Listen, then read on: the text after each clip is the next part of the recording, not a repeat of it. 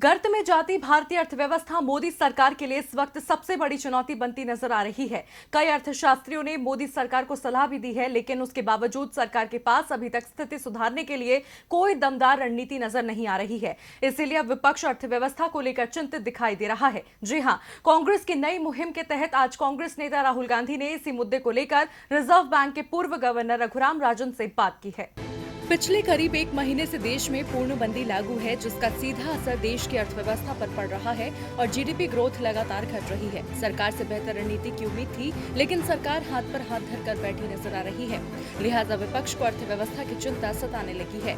कांग्रेस नेता राहुल गांधी ने मामले को लेकर आरबीआई के पूर्व गवर्नर रघुराम राजन से अर्थव्यवस्था को लेकर आज कई पहलुओं पर चर्चा की।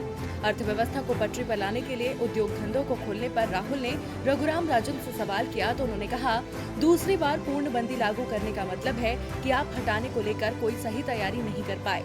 ऐसे में लोगों के मन में सवाल है कि क्या अभी पूर्णबंदी आगे बढ़ाई जाएगी। अगर हम सोचे कि मामले न मिलने पर खोला जाएगा तो यह संभव है।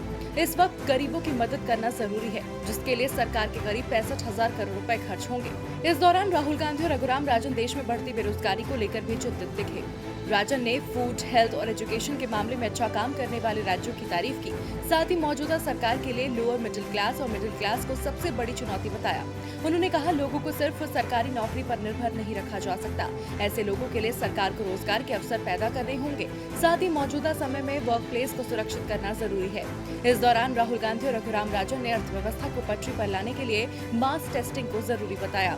लेकिन अगर सरकार की बात करें तो मास टेस्टिंग को लेकर तैयारियां नजर नहीं आ रही और अर्थव्यवस्था को लेकर सरकार कोई बड़ा कदम उठाने में फिलहाल हिचकती दिख रही है। देखना है कि मोदी सरकार अर्थव्यवस्था को लेकर क्या कड़े कदम उठाती है। डीबी लाइव की रिपोर्ट।